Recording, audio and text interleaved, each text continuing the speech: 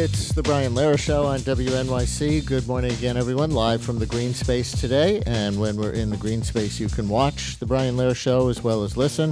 If you want to watch live streaming video, go to WNYC.org or to the WNYC Facebook page.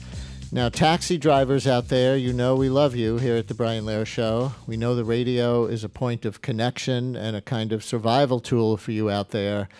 But, you know, in all our years of taking calls from cabbies, we never thought much of driver survival tool in a literal sense, unless you were being held up in a robbery, maybe. But we want to acknowledge the dark reality that in the past year, 8 professional cab drivers have died by suicide in New York City.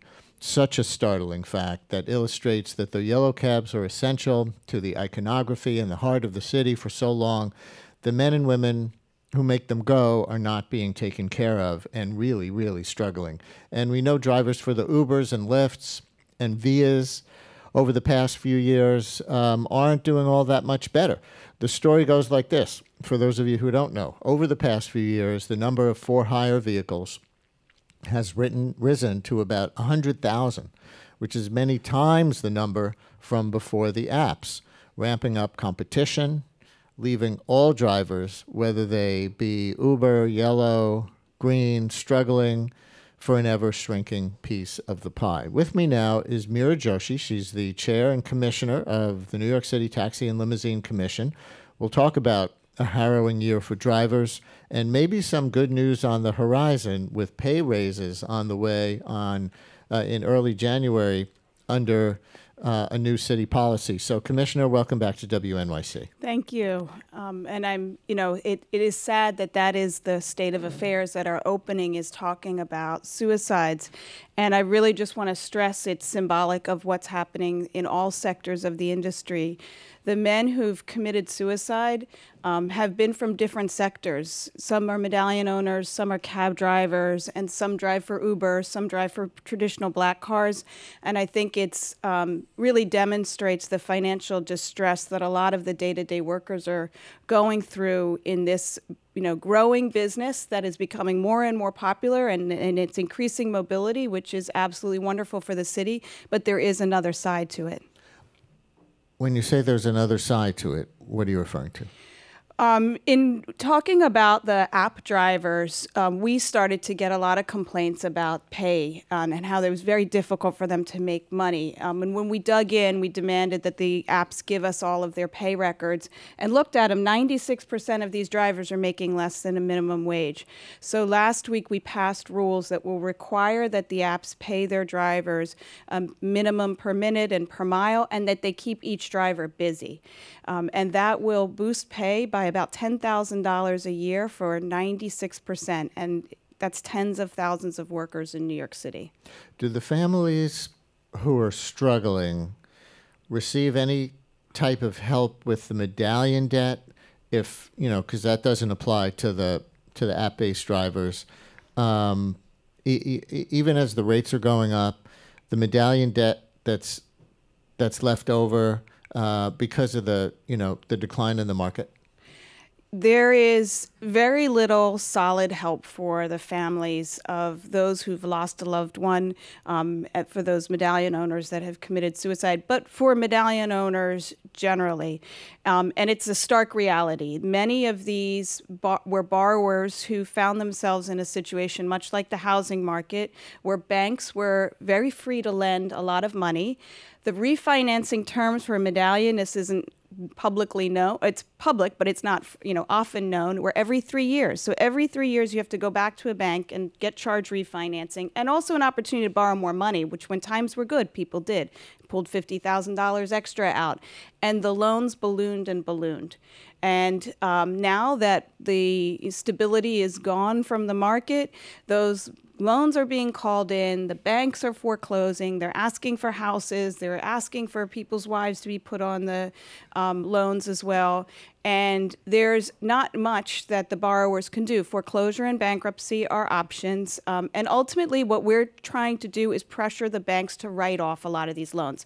They're not going to recover the money, and they're really good borrowers. These are people that work for a living, often paid double every month to pay down their loan.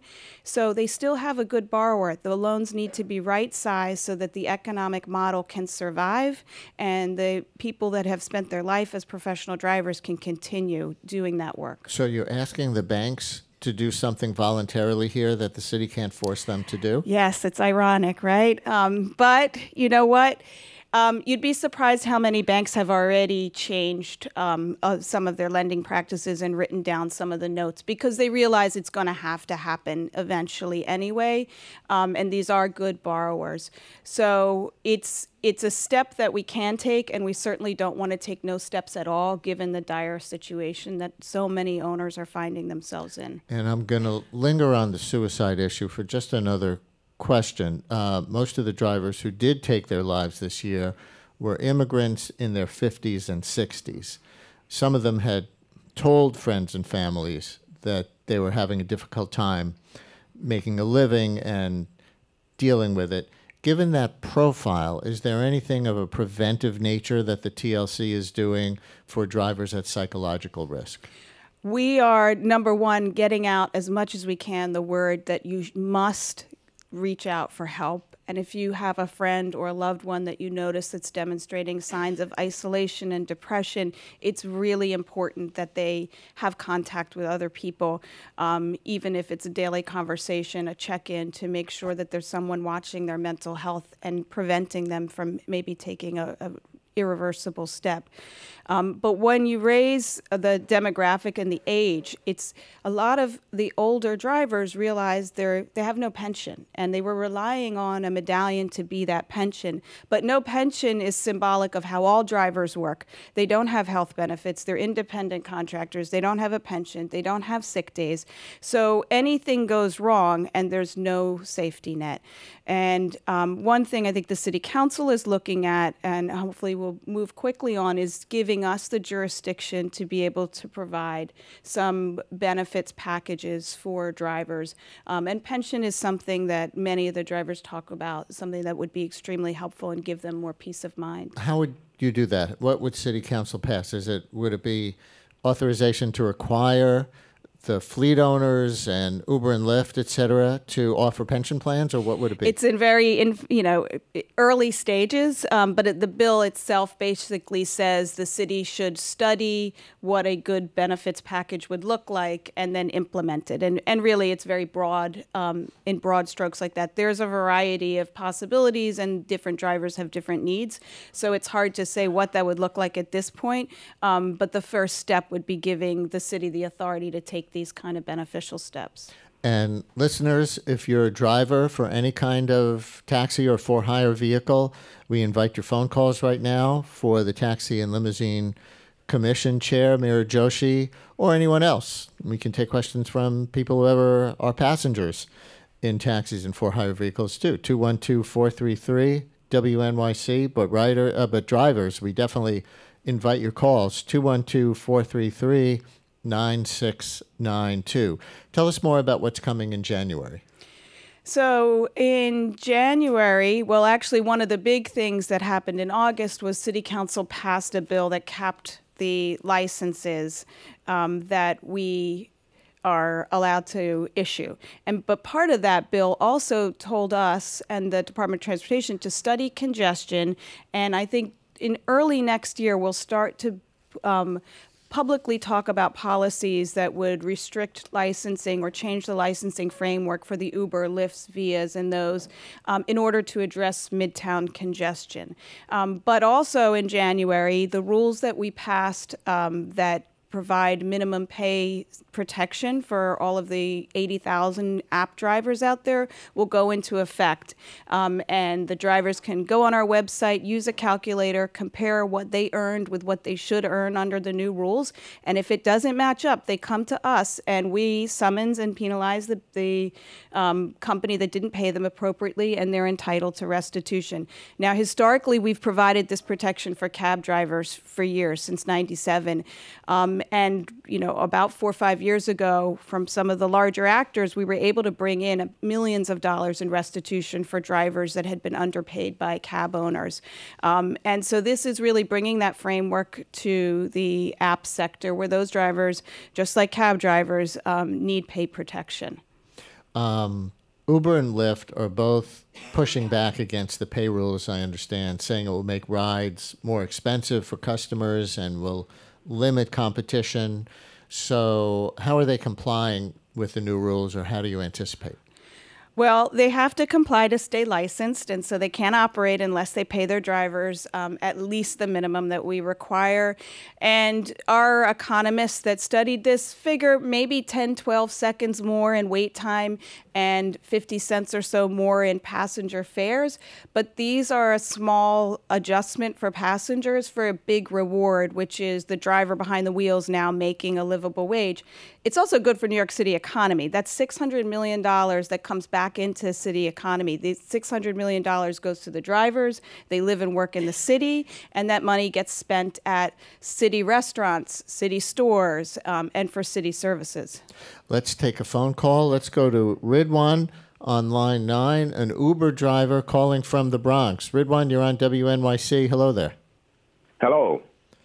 Hi, my name is Ridwan, and I drove a yellow cab before, and also currently an Uber and Lyft driver. And I'm going to speak based on my experience when I started driving Uber a little over 3 years ago. When some of us started driving Uber, they pay us by mile, but then they don't used to have upfront pricing. What they used to have is they charge customers per mile.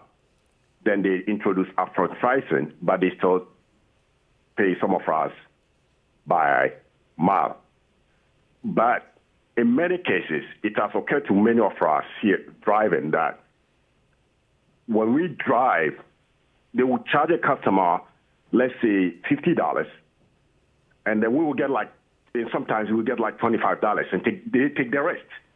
There have been some, I could give you an example that like 2 days ago, I picked a fare, which was a Lyft with Lyft, and the person was going to Newark. It was a shared ride. That means it's like the Uber pool. They charged the person $65. I picked the person from the Upper West Side, so I had to take the George Washington Bridge. But on the way, they added another person. When that other person that they added, they charged that person $50. And how much did I take out from all this amount? $60, including tolls and everything. And one time also with Uber, I picked a fare. I'm just giving you some of the examples that I can remember. Yes, that was a good story. Yeah, one time also, I picked a fare from JFK. It's Uber Pool. Both of them were going to Crown Heights, Brooklyn. Each person was charged $35. I had $30. Right. So I think the new rule, much as I believe it's in good faith, is good. But what I think the city should have done is they should have rather tell Uber and Lyft and other app-based companies that you guys cannot take more than 25 or 30% of the total amount that you charge a customer. Ridwan, let me get you a response from the Taxi and Limousine Commission Chair, Meera Joshi, but I want to ask you one follow-up question first. I'm just curious, for you making your personal decisions as to how to maximize your income, I think you said you used to drive a yellow cab, now you're driving Uber and Lyft. Yes. Is that more lucrative? Not much of a difference. It's just that with Uber and Lyft, you are much more independent. Unlike yellow, you have you work within a limited time scope. I understand that they define for you. Yeah. So, Commissioner, what about his concerns? Can a maximum cut for companies like Uber and Lyft be legislated? This is a concern that we hear a lot. And when we passed the rules, I was clear to say this is the beginning, because how much of the passenger's fare the driver's taking home actually is something that we need to quantify. Because what it does is if if it allows the driver to share in the upside if you peg the pay also to the passenger's fare.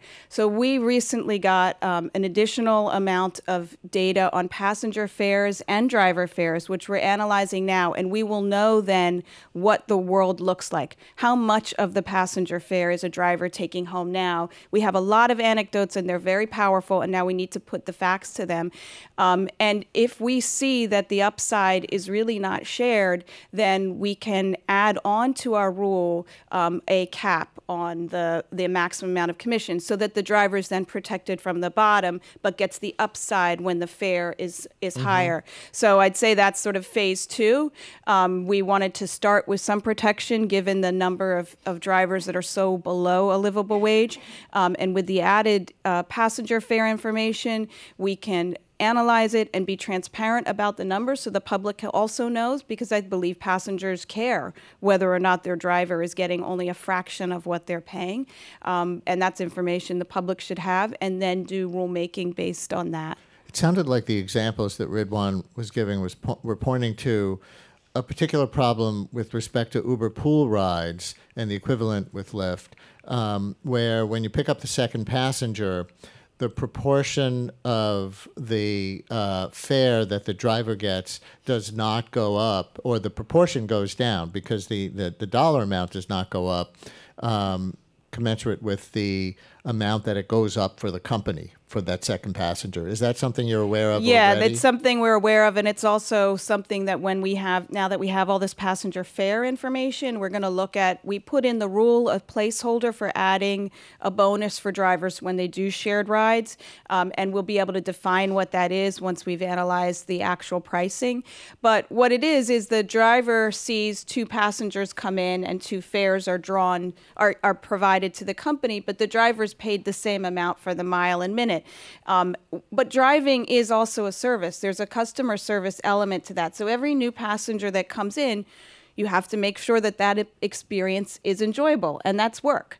And without recognizing that, there is a sense that drivers have, and we're going to look at the numbers to also really quantify it, that they're not paid for that extra work. That is that extra customer service that's required if you have multiple passengers coming in one car. Let's go to a yellow cab driver, Cassius, on line 2, calling from Brooklyn. Hi, Cassius. You're on WNYC with Meera Joshi. Hey, good morning, Brian and Commissioner. I've called in to talk about this before. I really think we really need a serious job retraining program set up, just because there's so many drivers now, and obviously the app companies, they're not going to try to keep the same amount of drivers that are out there now once the minimum wage is instituted. They're not going to just take those losses. They're going to shrink the number of drivers, and so then it just means so many drivers unemployed, really, and we have to have another solution, to get people into other industries. And a lot of these guys, they need help just with basic English skills, frankly, to start off with. Are you saying retraining for drivers so that there will be fewer people interested in driving for a living? Yeah. I know I guess it might, the way you're phrasing it there, it might sound crazy to the commissioner, but no, it doesn't actually. I mean, 3,000 drivers come in every month, and it's a real problem because there's not enough trips to go around. Part of our pay protection rule penalizes the companies that don't keep each and every driver busy. So you bring up a real life problem, is you can't just raise wages unless there's a way to keep the pool smaller. And the other issue that's even further out, but it'll come faster than we know it, is automation. And now drivers don't have a profession at all. So there's a lot of thought that needs to go into where do all these people go to earn a living? And we're a big city, so we should be creative and be looking and identifying those alternatives now. We have Amazon opportunities coming. There's no reason why we can't think about what is the next labor market switch and how are we going to accommodate that. And I'm glad that you raised that point. As you mentioned, this summer the city implemented a cap, a moratorium, at least temporarily, on the number of for-hire vehicles allowed to enter the city or work in the city. There are currently about 100,000 for-hire vehicles in the area, and the moratorium is meant to allow the city, that's a moratorium on new ones, to allow the city a year or so to study traffic and congestion and competition and the impact. So it's been a number of months. Are there any findings yet? So it's two parallel things. One is we've started the study and we're going through a few different policy options on how we would regulate in a way that helps reduce congestion in Midtown. And the other is, has there been an effect on people's ability to get around with the cap? And our initial look at it is that no, trips continue to rise in the outer boroughs. So even though we're not issuing new licenses, there was enough excess. That means there was enough empty cars already out there that we're still able to provide passengers with service when and where they need it, and in fact that continues to grow. And so is that a good sign, like the cars are self-distributing to more underserved areas out in the boroughs? Yes, and it's also a good sign for each and every driver because it means that they have hopefully less empty time and more paying passenger time. And vehicle utilization is important for the city. Empty cars are a problem for the drivers, but they're a problem collectively for us because they make traffic more difficult for all of us to get around in. And I'm sure you know that in the weeks leading up to that cap, leaders in the African-American community, like Reverend Al Sharpton, decried the move, saying that Uber drivers should be allowed to flourish because yellow cab drivers historically discriminate in picking up passengers of color, and the app system doesn't allow that as much. Whether you agree with that characterization or not, on our show during the summer, the mayor said that the TLC would give implicit bias training and create a discrimination task force of some sort to address the issue of yellow cab drivers not picking up Black and brown customers. Here he is, 17 seconds on our show. Making very clear to the drivers that discrimination is unacceptable and that the consequences are severe, including literally being unable to do that work anymore, and to educate the public that they can and should report any discrimination immediately, and it will be followed up on aggressively. So is this implicit bias training or any other aspect of what the mayor was talking about happening? Yes, we're creating an Office of Inclusion, which will have a director. It'll have a few different goals. One is to educate, make sure all drivers know what the consequence of discrimination is. And there's a public service video that will include Errol Lewis and drivers and passengers to really get that message out there outside of the cabs. I don't know if anyone's seen our refusal public service messages. Today, they're inside a cab. You don't need it once you're inside. You need it outside so that people who are refused know who to contact to complain.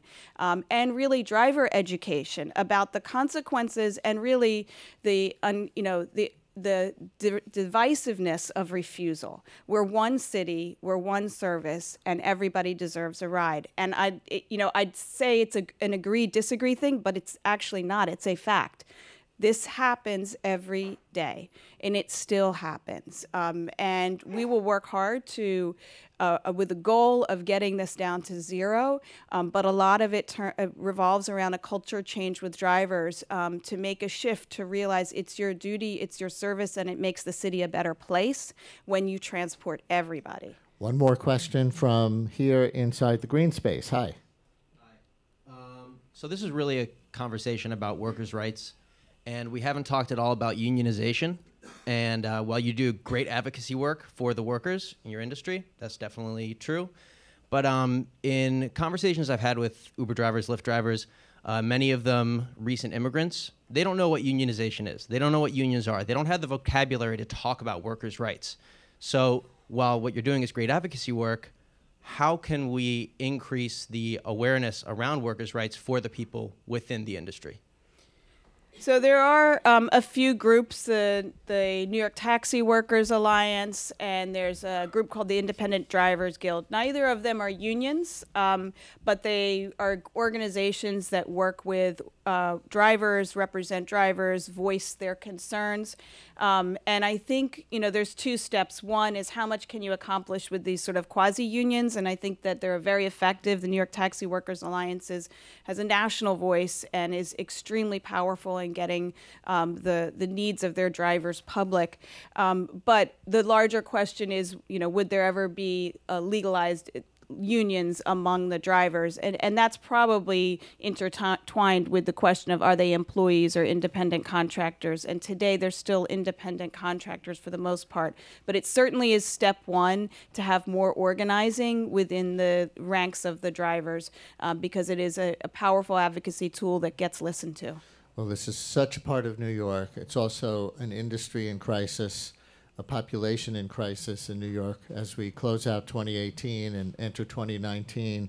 And we want to thank the chair and commissioner of the New York City Taxi and Limousine Commission, Meera Joshi, for coming on and discussing all this with us. We'll keep talking in 2019. Yes, thank you so much for coming to the and Green thank Space. you for the question.